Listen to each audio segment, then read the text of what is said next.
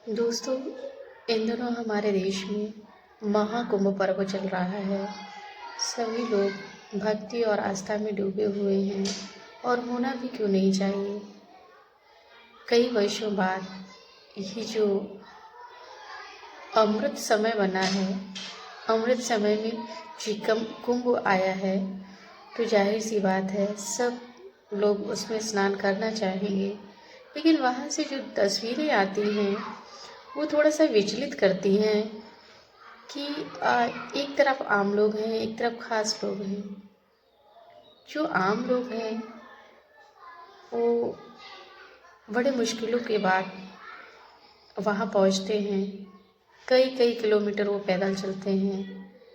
उन्हें कई अवस्थाओं का सामना करना पड़ता है और अगर भगदड़ मच जाए तो आप लोग को पता ही है क्या होगा और क्या हुआ है अभी। और जो खास लोग हैं वो बहुत अच्छे से वहाँ पहुँचते हैं। संत महात्मा उनको स्नान ध्यान कराते हैं, पुष्प वर्षा होती है उनके ऊपर। तो ऐसी असमानता क्यों? ऐसी धार्मिक जगह पर ऐसी असमानता क्यों? आम लोग हैं वो इस भगदड़ में जरा सी असावधानी में अपनी जान गंवा देते हैं। और जो खास लोग हैं उनके लिए ऐसी व्यवस्थाएं हैं, वो अपने सुरक्षा गार्ड लेकर के जाते हैं। कुंभ नहाने आप गए हो, वहाँ भी सुरक्षा गार्ड आपको घेरे हुए, सुरक्षा कवच के अंदर आप हो, आपको अपनी जान प्यारी है। तो आप उच्च पदों पर बैठे हैं, शासन व्यवस्था आपके हाथ में है, शासन सत्ता आपके हाथ में है, तो आप अच्छी व्यवस्था रखिए ना। और आपने अगर इतनी अच्छी व्यवस्था रखी है तो खास लोग जो हैं उनके चारों तरफ सुरक्षा घेरा क्यों? तो ये सोचने वाली बात है। और सबसे बड़ी बात ये है कि जो आम जनता है वो ऐसे समय पर, जब प्रबल संभावना होती है कि वहाँ पर बहुत सारी भीड़ होगी और भगदड़ मच सकती है, कुछ भी हो सकता है, तो ऐसे क्यों जाओ आप वहाँ पर? आप आगे पीछे भी जाके स्नान कर ही सकते हैं। हमारे देश में एक महान संत हुए थे 15वीं शताब्दी में, संत रविदास जी। उन्होंने एक बात कही थी, मन चंगा तो कटौती में गंगा। हम तो यही मानकर चलते हैं कि जरूरी नहीं है कि आप कुंभ स्नान करने जाओ। और कुंभ स्नान करने जाओ ठीक है, लेकिन ऐसे वक्त पर जाओ जब विशेष मुहूर्त निकला हो। तो जाहिर सी बात है वहाँ भगदड़ होगी, भीड़ होगी, तो भगदड़ होना ही है। तो ऐसे उसमें क्यों जाओ आप जो अपने जाने गंवा बैठो। तो वही जगह कहते हैं ना, मन चंगा तो कटौती में गंगा। ठीक है, पाप पुण्य अपनी जगह पर है, लेकिन अपनी सुरक्षा सर्वोपरि है। तो मुझे लगता है कि ज़रूरी नहीं है कि कुंभ नहाने से आपने जो भी किए हों पाप पुण्य वो धुल जाएंगे। तो समझदारी अपने हाथ में है।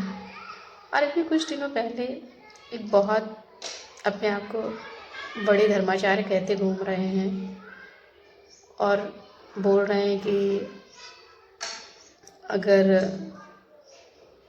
कुंभ स्नान नहीं करोगे तो दुष्टोही कहलाओगे।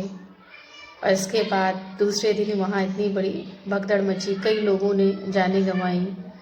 आज तक उनके बारे में कई लोग लापता हैं, उनके बारे में कोई जानकारी नहीं है। उनके घर परिवार वाले रोते भी लगते हैं, कई उनके स्टेटमेंट आते हैं। मीडिया, पहली बात तो मीडिया ये सब कुछ दिखाती नहीं है। और अगर कुछ सोशल मीडिया से दिख जाए तो बेचारे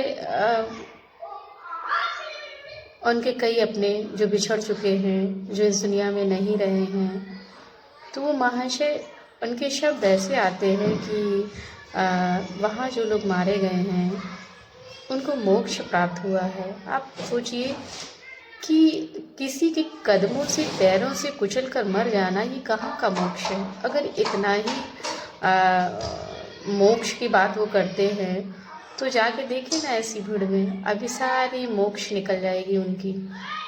और रही बात शासन व्यवस्था को, उनको भी थोड़ा सा चीज़ों को ऐसे रखना चाहिए कि इतनी बड़ी घटना ना हो और पब्लिक को ऐसे समय पर वहाँ जाना मुझे तो उचित नहीं लगता है।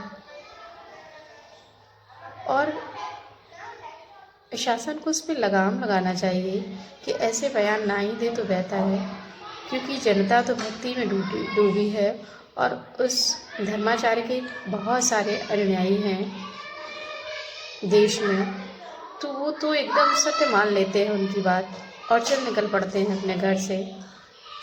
उन्हें किसी चीज़ की परवाह भी नहीं होती है, वो वापस आएंगे अपने बच्चों से, अपने घर परिवार से मिलेंगे कि नहीं मिलेंगे। और कई लोग ऐसे ही निकल लिए हैं। तो जागरूक होने की ज़रूरत है। आप कहीं भी नहा सकते हैं, ज़रूरी नहीं कुंभ में ही जाएं। और आस्था भक्ति आपकी कम नहीं होगी, इसलिए सतर्क रहिए। अपनी सुरक्षा अपने हाथ में है।